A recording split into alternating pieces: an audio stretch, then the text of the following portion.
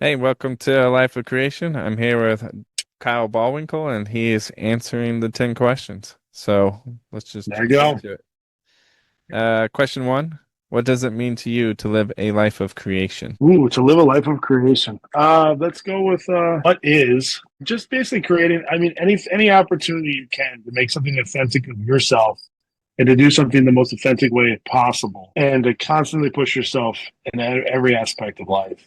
Things that you're comfortable with, things you're not, and just do that in that way, in that capacity. And I feel like that's just like when I hear that, I think like life of creation is like basically just because all of us are unique, all of us can be creative, and I feel like when we give our take and we put forth our effort into any sort of project we can possibly do, and we give our personality traits to that, it's creativity in itself.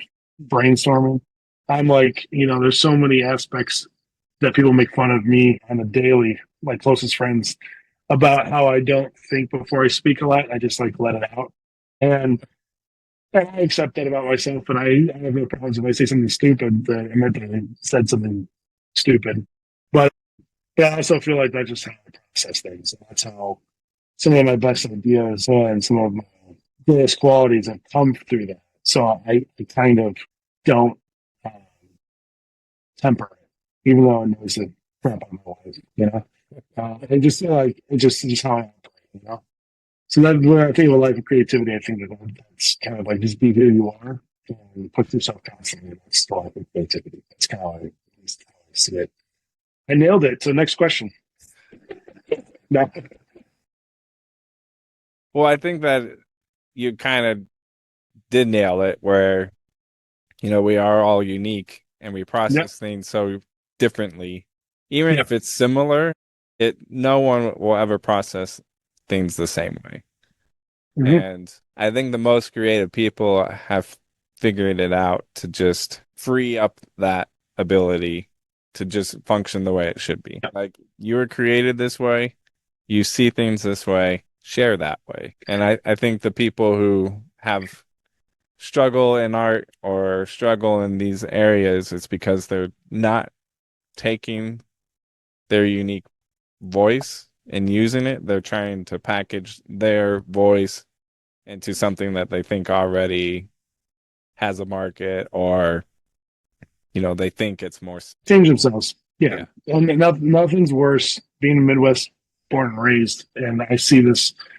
I feel like I see that. I've seen it a lot, so I'm better at recognizing it. But it is nothing more appalling to see somebody that's faking something. And especially when it comes to music, like there's so many different bands I don't need to call out right now.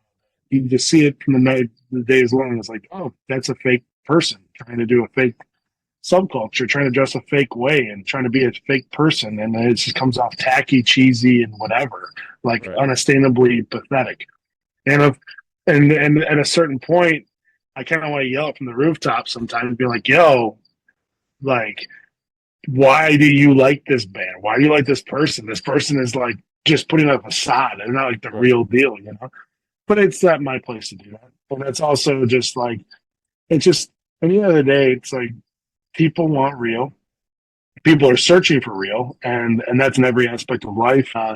Especially in a time of day where a lot of things are fake and it's easy to see it. So it's yeah, just be who you are, be real, and find the people that will accept that and work with those people and love on those people. Don't lose them. Yeah.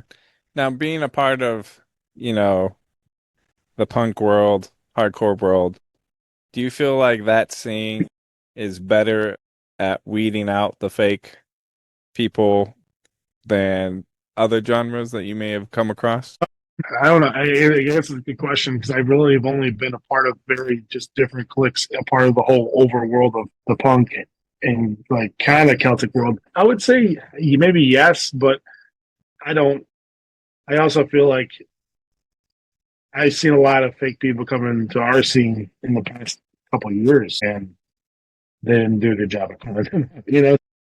I think it's just a human thing. And I don't know, maybe cancel culture's been a part of it too, where it's like you don't want to like everyone's been canceling everyone, and most of the time it's like there's been a lot of good people that have been canceled that are like just mistreated, and then the vice versa too. There's a lot of really bad people that can get out for really good reasons, and they should be, not accepted in those circles. But yeah, I don't know.